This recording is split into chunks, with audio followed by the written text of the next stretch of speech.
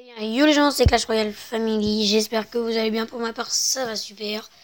Alors sur cette vidéo, je vais vous apprendre une petite technique pour avoir des cartes épiques. Donc, vous voyez, moi j'ai le prince, bébé dragon, Arc-X, fuite à gobelin, un mue de squelette, sort de foudre. C'est déjà pas mal, hein, franchement. Et c'est comme ça que j'ai eu mon Arc-X, ma fuite à gobelin et mon sort de foudre. Alors pour cette petite technique, vous allez devoir mettre les notifications Clash Royale, c'est-à-dire dès qu'un coffre est fini, bim, vous l'avez. Et ça va être de farmer votre argent, c'est-à-dire regardez mon argent.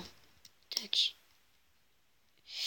Là j'ai 1901 et le but c'est d'économiser. J'ai eu 1901 en 2 jours pour vous dire, c'est très simple. Donc il va falloir être assez actif. Comment faire? Alors, vous ici sur les succès, vous essayez d'en faire un maximum pour les gemmes, pour débloquer plus rapidement les coffres. C'est-à-dire que vous allez faire plein de combats et les gagner. Vous allez gagner des coffres et vous les débloquez. Et avec les gemmes que vous avez fait avec les succès, vous pouvez les débloquer. Ou sinon vous les laissez charger. Les coffres gratuits c'est pareil et les coffres à couronne faut attaquer. Et donc les notifications, dès qu'un coffre sera fini, vous recevrez une notification, vous l'ouvrez à la minute, vous en mettez un direct après. Et c'est comme ça que vous allez avoir beaucoup de coffres, vous allez en avoir de plus en plus, et l'argent va arriver, et peut-être au passage vous allez avoir des cartes typiques. Et après vous allez me dire, c'est bien beau, on a de l'argent, mais comment on a nos cartes typiques?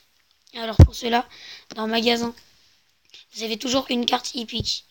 Au bout d'un moment, regardez, avec votre argent, vous pouvez vous l'acheter, ou même acheter des cartes comme ça. Tac. Allez, ça fait toujours plaisir. Et là, vous avez 2000, vous pouvez vous l'acheter. Et franchement, les 2000, ça se gagne hyper rapidement. Alors, un petit conseil pour les coffres. Mettez pendant la journée ceux de 3 heures. Donc ceux-là. Et pendant la nuit, ceux de 8 heures. Et regardez, en or, vous pouvez avoir de 119 à 136. Enfin, pour ma part. Et à 34 à 43. Là, c'est tous les 4 heures. Et donc, comme ça vous permettra d'avoir de l'argent et pouvoir acheter des cartes typiques ou même en débloquer dans les coffres normaux. Alors je vais vous faire une petite attaque ou je vais vous mettre un replay, je sais pas.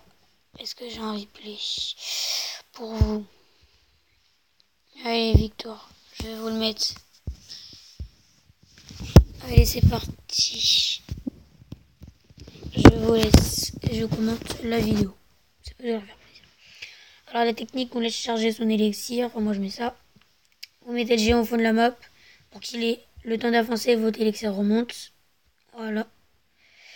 Donc là, je suis en train... il m'a bien attaqué ma tour gauche. Donc là, j'étais bien embêté. Et niveau carte, j'étais pas trop chaud. Donc là, je mets mon mini PK pour détruire le prince, mais c'est trop tard. Il a fini ma tour.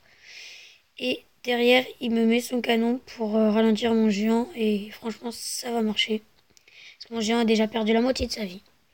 Je balance mes barbares pour le soutien au géant. Donc, vous voyez, le géant, il a pas fait grand chose. Enfin, si, mais c'était pas énorme. Avec les barbares derrière, ça fait un bon nombre de dégâts. Et là, du coup, j'ai ces deux troupes qui arrivent. Désolé, j'ai perdu les noms. Et là, il m'envoie un enchaînement de troupes. Franchement, ça a été très dur à gérer. Donc, j'avais mon Arc-X et mon Baby Dragon. Et là, mon Arc-X, à la base, était pour défoncer la tour gauche, mais il a mis son canon, ça m'a enlevé toute la vie de l'Arc-X. Et donc, du coup, il a pas servi à grand chose. Mais bon, j'ai mis Ah, j'ai perdu le nom, bref, vous me le direz dans les commentaires. Et donc, du coup, il restait plus beaucoup de vie. J'ai juste envoyé ma fuite à gobelin, un mec qui s'est fait défoncer sur les 2 tours. Et là, j'envoie mon mini Pégase sur le prince pour pas qu'il me tue ma tour roi. Et mon PK qui va avancer tranquillement. Donc là, on attend toujours que l'élixir remonte. Ça ne sert à rien d'en balancer des petites troupes. Si derrière ils vous contre, vous êtes dans la grotte. Je balance mon Arctix sur la droite, du coup pour essayer de péter la tour.